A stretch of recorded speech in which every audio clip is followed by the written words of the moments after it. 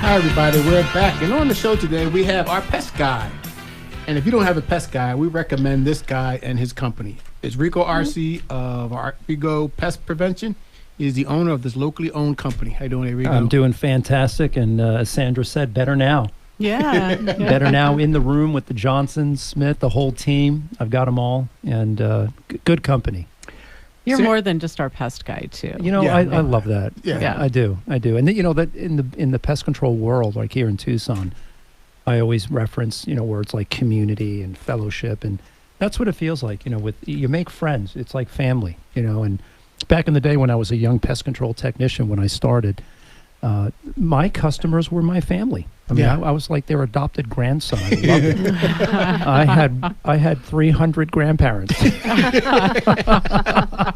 especially around Christmas. I was going to say, I bet they took really good care of you at They sure did. Christmas. Yeah. So. Well, how fun. We had someone come out to the house the other day, and we had our first female tech at the house. We're so thrilled. Yes, her name is Lupita, but she likes to be called Lola. So we call her Lola, and she's fantastic. We are so thrilled that she joined our operation. And as you said, my first female technician. Really, there's no big reason as to why I don't have others, but she really impressed me on the interview. And now we're seeing why. She's out there. Our customers are calling in, saying how much they enjoy her work and her personality.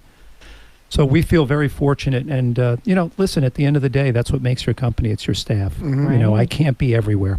Yeah. And when you have someone out there that represents you, and with their own style, right? Boy, what a joy that is. I mean, Sandra, you had some good things to say about her, also, right? I did. It was really fun just to see her come up because it's unusual. I mean, we've had other companies, and we've never had a technician that was a female. And I said, wow, I assumed she was new, and she said she was in the industry before, but they wouldn't let her go in the field. Yeah. And she really wanted to be in the field. And I was like, you go, girl. Right. Tell me about it. Yeah. I even said to her in the interview, I said, you need to prove to me that you really want to do this. Like, why? I needed to know. And she nailed it. She gave me great reasons. The passion was genuine. Wow. Good. Like, why do you not want to sit in an air-conditioned office? And why do you want to be around places where you're looking for bugs, okay? Yeah. No, but she was happy. She was Yeah. definitely, you could tell that she was glad to be doing what she was doing. Yeah. So we feel fortunate. She's enjoying it, but we feel like we're the victors here. Yeah. So. I think it's a win-win. Yeah, that's what I think you're that. right. I think it's a win-win. Because she's pretty lucky to be working for you as well. Well, thank you. Yeah. There's some things I thought you brought to talk about, but it was something I've been thinking about since I knew you were coming on the show. Yeah. And new construction, when it's near your community, what kind of bugs can you expect that can convert over to your home from the new construction? Yeah, probably the one that really hits right away is rodents. I think our habitat here in the desert has indigenous pack rats and field rodents that live in the different prickly pear cacti and different types of shrubs and small trees. And when those start getting excavated in preparation for developing some land development, those rodents have to go somewhere. And so they eventually make their way towards, the existing neighborhoods. Certainly spiders and scorpions, they're burrowers. A lot of them are burrowers. And so as, again, you're excavating and digging up that earth, those insects start, moving away. So, developing communities is definitely going to disrupt, insect flow, and they're going to make their way into these neighborhoods and, cause a little alarm.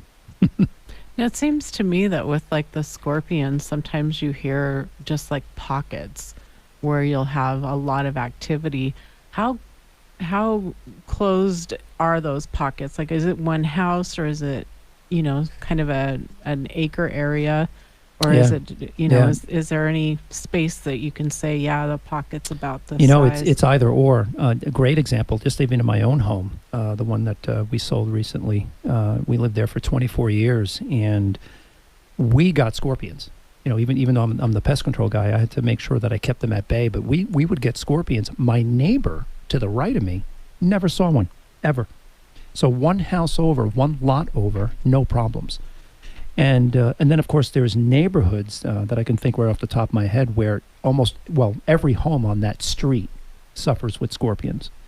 So it really varies. You can have pockets that occupy multiple lots, and then you can have just one house here, one house there for whatever reason, I was going to ask you what that reason was. Don't know, really. Yeah, just is it the vegetation? Is it the elevation? I mean, there's got to be something that they just want to be in that spot. Yeah, who knows? Location. Yeah, It right. doesn't matter. Exactly. Yeah, location. There's a phrase that I heard many, many years ago when I was in maybe junior high or high school called multiple causation. I use that phrase a lot, and I think in this case, it's multiple causation. There's got to be a number of reasons why, but I always tell customers they look for the magic bullet. They Right. want that pest control company, whether it's Rigo or it's one of these other awesome companies out here in our city, and they want their problem solved and they want it done right away. And there is no magic bullet. And one of the phrases that I always tell people is you can't predict wildlife. You can't predict everything that they're going to do, when they're going to arrive, when they're not going to arrive, how many, when, so forth. You do your very best as it relates to the education you have, understanding their behavior, their biology, use the tools that are available, and you make a very thorough and honest effort. In the end, you just can't predict how they're going to react, and so service comes down to, in any profession, I believe, is standing behind your work. The warranty, right? Yep. And the availability. Because, boy, when that phone rings and no one answers it, or you can't get a hold of your company, that's a problem. So availability and standing behind your work and honoring your work, that's service.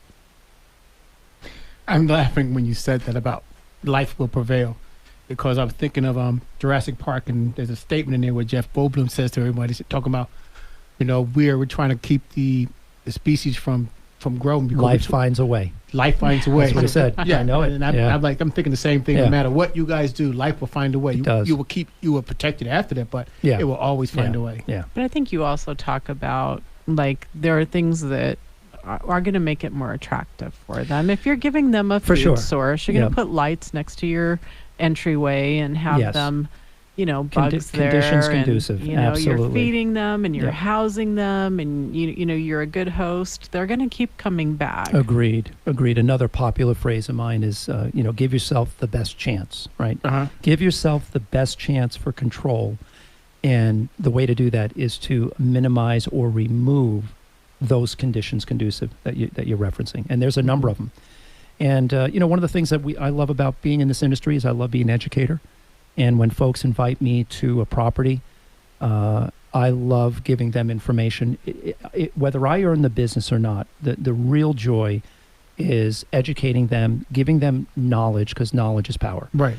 And when I can give them good advice on how to maintain their property and take these steps to keep it as pest-free as possible, that's just wonderful. And the best is when they call you like 2 or 3 years later, and they say, I remember when all you did was just give me information. And now they're buying from me 2 years later. Mhm. That's the best. I love that. That is earning their business. That's it. And a genuine and sincere approach Sincere. to working with clients. You nailed it. Yeah, Yeah. we're here Nailed with it. Rigo Arce from Rigo Pest Prevention. We'll be back on the other side to talk a little bit about other rodents increasing, a little bit about remodeling, and maybe some things about some pest control issues. You're here with Ray Smith, Sandra Johnson, and Danielle Johnson with the Johnson Smith team. You're on the I Am Real Estate Show on KVOI 1030, The Voice.